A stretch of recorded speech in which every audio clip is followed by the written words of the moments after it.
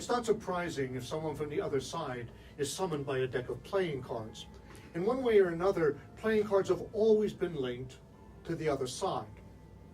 In the 13 or 1400s, when playing cards evolved in the form we know them today, they weren't used for cheating at poker or doing bar mitzvah gigs. They were used for fortune telling and to foresee the future, to communicate with the spirits. You see, it was believed that the spirits could see into the future, and everybody wanted to know what was going to happen tomorrow. It was believed that once you die and crossed over, you were beyond time. And as a result, you could see the entire spectrum, the past, the present, and the future. And in every civilization, fortunately, there were people who claimed they could communicate with the dead. From the ancient oracles in Greece, to the tribal witch doctors and medicine men, to the medieval wizards and modern-day mediums. And all any of these people had to do to talk to the spirits was conjure them up, which is why in the medieval times the court wizards became known as conjurers. Today people don't use playing cards if they want to see the future.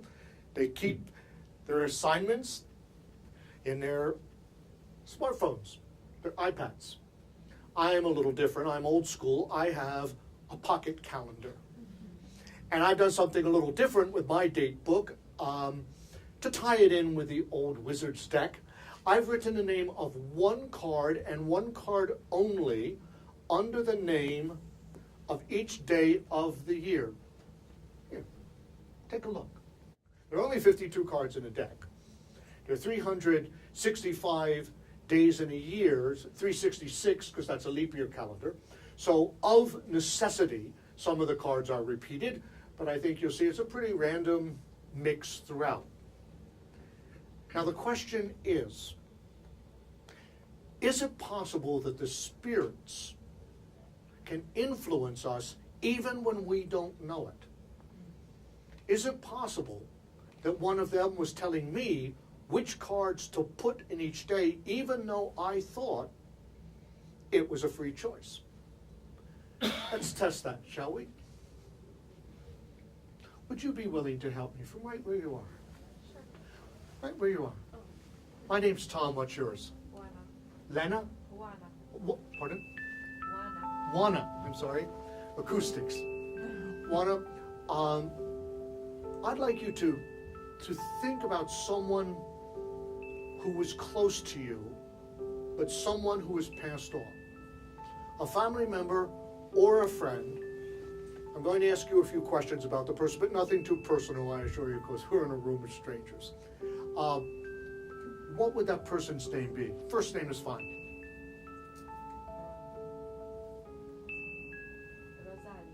Rosalia. Rosalia. And what was your relationship to Rosalia? My grandmother. Ah, your grandmother. Now, I want you to think of a date, not the year, but the month and day. A date that was important to Rosalia. Now, if you happen to know the date she passed, that usually makes the strongest connection, but I'm sure from birthday cards over the years you remember her birthday, or maybe a day that was important just to the two of you, some time you spent together. And if nothing else comes to mind, we can always go with her favorite holiday, a date that was special to her. Do you have one in your mind?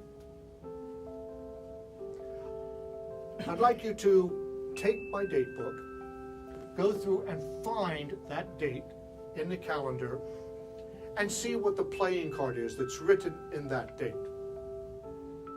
Now, while she's doing that, I should explain. It's been my discovery during my research that spirits tend to materialize most often on the anniversaries of dates that were important to them while they were alive. And even if they don't actually materialize, it seems the veil between the two worlds, the spirit world and those they've left behind, is closest on that day. What date are you thinking of? April 7th. April 7th. And what card is on that date? 3 of Hearts. 3 of Hearts. Now I want you to look at the day before, look at the day after, make sure that they're different cards. Maybe turn the page, make sure that they're different the next day.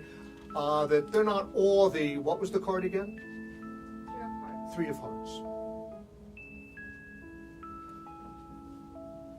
Now, before you came today, you didn't know that I'd be asking you to assist in a demonstration. You didn't know that I'd be asking about your grandmother, Rosalia. You certainly didn't know that you would be choosing, what, the Three of Hearts? Yes. But you didn't choose the Three of Hearts. Rosalia chose the Three of Hearts.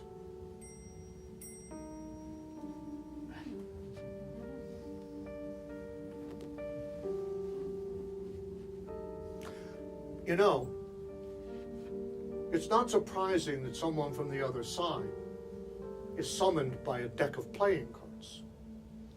In one form or another, playing cards have always been associated with the spirit world.